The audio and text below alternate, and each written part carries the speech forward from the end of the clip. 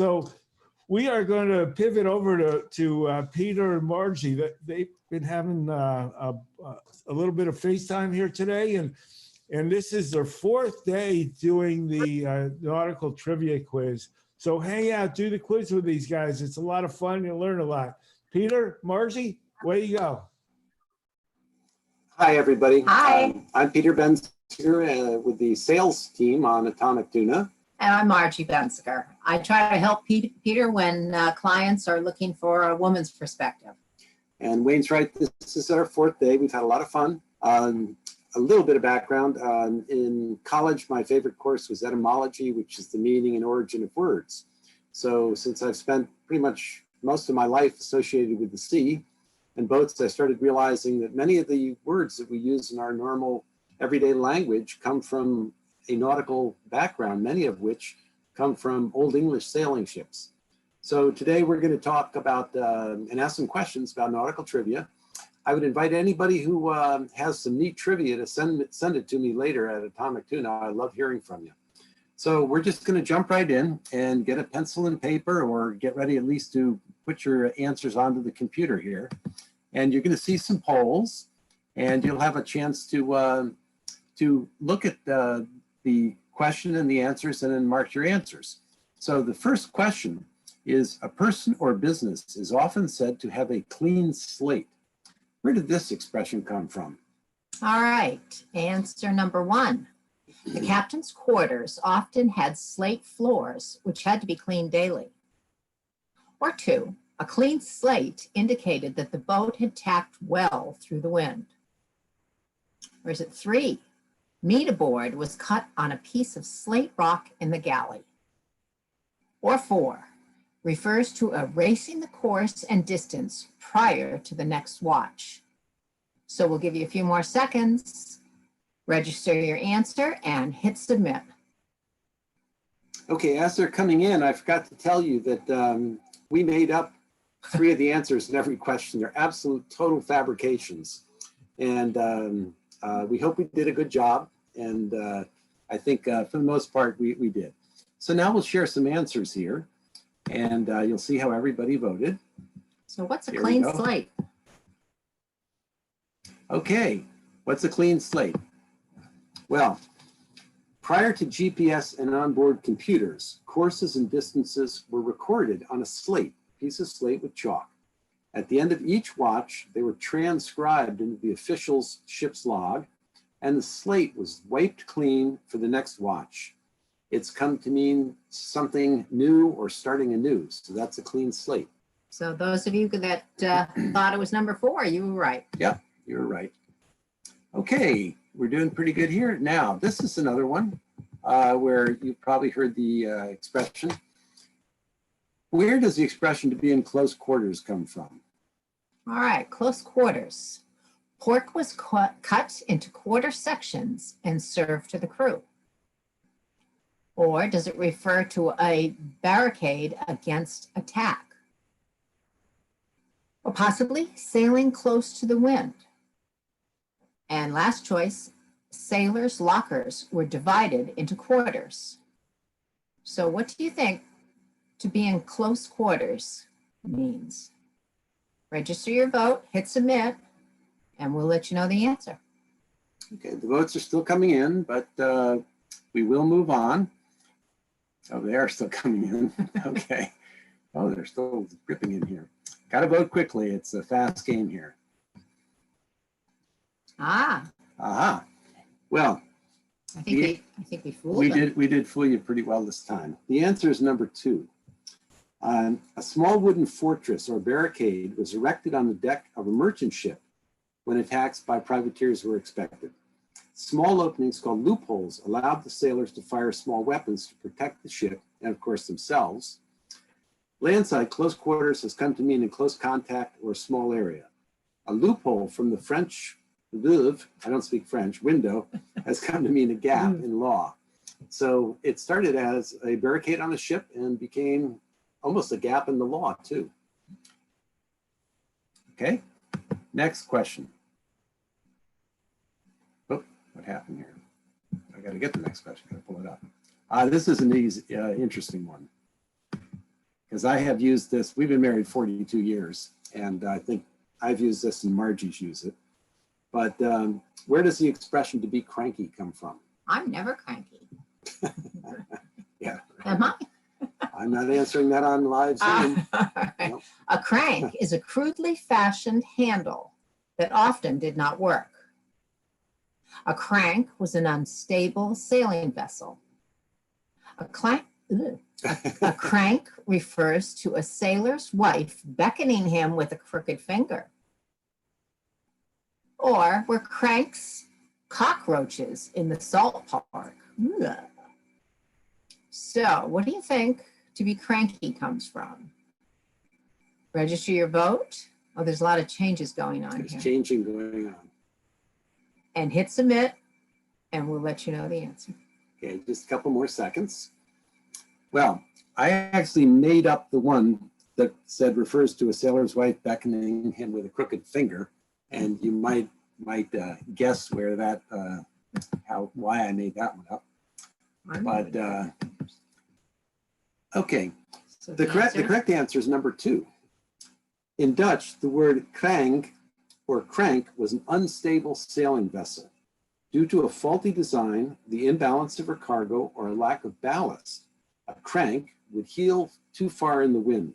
The word has come to mean irritable, to be cranky. So it comes from the sailing vessel. Okay, let's see, here we are. Okay, the next question is, where does the expression to cut and run come from? Marge?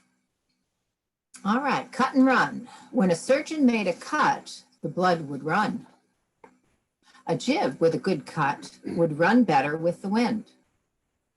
Sail ties and or anchors were cut to enable a boat to make a quick getaway. A running game among seamen. So, register your vote, hit submit. I don't think we fooled We're not too fooling many people anybody I thought here. maybe this was too easy. Here's the answer. working You on got it. Oh, nuts. I gave you something too easy. 100%. Yeah, wow, this is the first time in 4 days we've It is. It's the first time. Everybody's got it right. But most often thought to mean cutting the anchor line in an effort to make a getaway. However, it's kind of hard to imagine that they like to do that. So it probably refers to the practice of when sails were secured in a square rigged ship, they were secured with rope or yarn. And if they had to make a quick departure, they didn't have time to untie them. So the sailors scampered up the rigging and cut them with their knives, and the sails filled and they cut and run and ran away. But okay, I'm going to make the next set. Hopefully I'll get you with something a little harder here. Here we go. Okay. Where does the expression to flog a dead horse come from? Number 1, the difficulty getting your crew to work during the first 4 weeks at sea. Or 2, horses did not like to move much on a boat. 3, when a man died from flogging, he was known as a horse. Or 4, horse meat was tough to eat and needed to be pounded. So what do you think to flog a dead horse? Register your vote, hit submit, and we'll let you know. How are we doing here? All right, give them a few more seconds. Oh, here comes some more. Here comes some more. Coming into the other side here. Okay, this one was a little tougher. So we'll see what the answer is here. Well, I think I got you this time. And Not completely. not completely, but pretty well. A dead horse refers to a ceremony held by British crews when they had been at sea for 4 weeks and had worked off their initial advance, usually 1 month's wages. So they were actually paid for the first period of time at the beginning, and by that time they'd already spent the money after they'd signed on. The term flogging a dead horse alludes to the difficulty of getting any extra work from a crew during this period, the first month, since to them it felt as if they were working for nothing, because they'd probably gone into the pub and done their P's and Q's from yesterday. That's pints and quarts. Okay. 6 minutes. 6 minutes. Okay, next question is, where does the expression "to fit the bill" come from? Okay, was it a bill was a rod used to push in a cannonball? Or refers to when goods delivered were checked against a list? Or number 3, when a goose's beak was muzzled with burlap? Or 4, sails were hoisted to a point on a mast called a bill? So to fit the bill, register your vote and hit submit, and we'll give you the answer in a few minutes, few moments.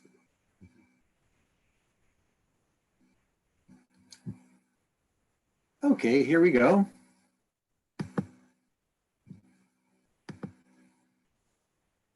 Well, you got this one right too, pretty much.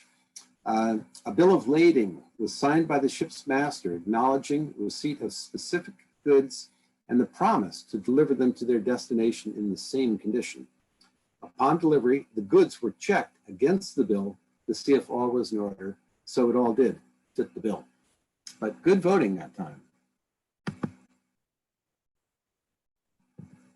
Okay, now, we'll think of some of the dancing movies. Where does the expression "footloose and fancy free" come from? If you are footloose, you are not wearing ankle chains. Or does it refer to the bottom of the sail not attached to the boom? Or were sailors who had their leg cut off in battle, were they called footloose? Or did footloose and fancy free signify that the end of a line was uncoiled? All right, register your votes. So far we got a 50-50 going. Hit submit, and we'll tell you the answer.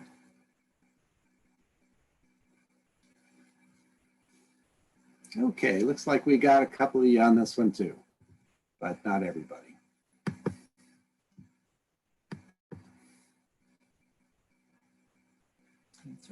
And the answer is, the foot is the bottom of the sail, whether triangular or square, that is attached to the boom to keep it from being stretched. A sail that is not attached to the boom is said to be footloose and is very difficult to control as it moves in the wind. The term "footloose and fancy free" refers to the motion of a footloose sail. So it's number 2.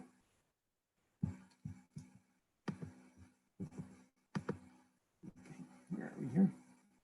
Okay. Here we go. A groundswell means a growing change of public opinion. We hear that a lot in politics. Where does this expression come from? Groundswell. In earthquakes, the ground shakes and moves. If water got into the stored biscuits, they swelled and were then made into ground bread.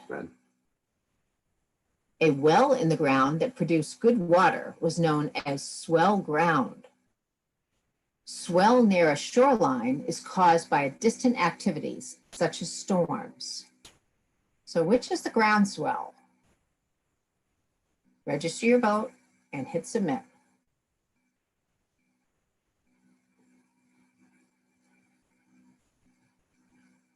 Okay, they're coming in. Let's see. People are thinking about They're this thinking longer. about this one, yeah, a little bit. Okay. Share the results. Here we go. In the end, most everybody got it right. Yeah, it's actually number 4. And a sudden swell is the rise of water along a shore. It often happens when the weather is fine and the sea beyond it appears calm. It is said to occur when undulating water from a faraway storm reaches the shoreline where friction causes the swell. In common use, the term ground swell means a growing change of public opinion. So All right. we had some good results there. We did. Pete, I think we got time for one more. One more. Okay, let's do one more. I'm going to do one of my favorite ones then. I'm going to go all the way down. I think we'll do this one. And okay, where does the word posh come from? We've all heard posh, what posh means. So, Marge? All right. Posh, the captain's quarters, were the most luxurious. Or is it poured out starboard home? Or is it positively outfitted ship's home? Or does posh refer to a calm night at sea?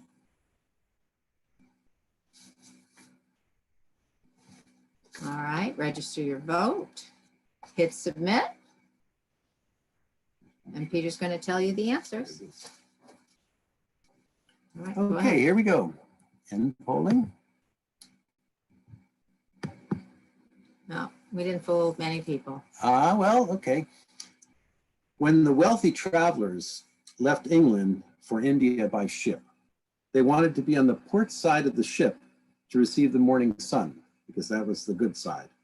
When they returned from India to England, the morning sun was on the starboard side of the ship, thus port out, starboard home, and now you know the meaning of posh. So it's been a lot of fun being with you for 4 days doing this. Please, if you have some nautical trivia, send it on to Peter Benziger at Atomic Tuna. And we'll see you, stay at Tuna at 4:30 for my favorite tools, many of which you may have never seen before. Okay, Wayne, back to you. Bye-bye. Thank you. Bye.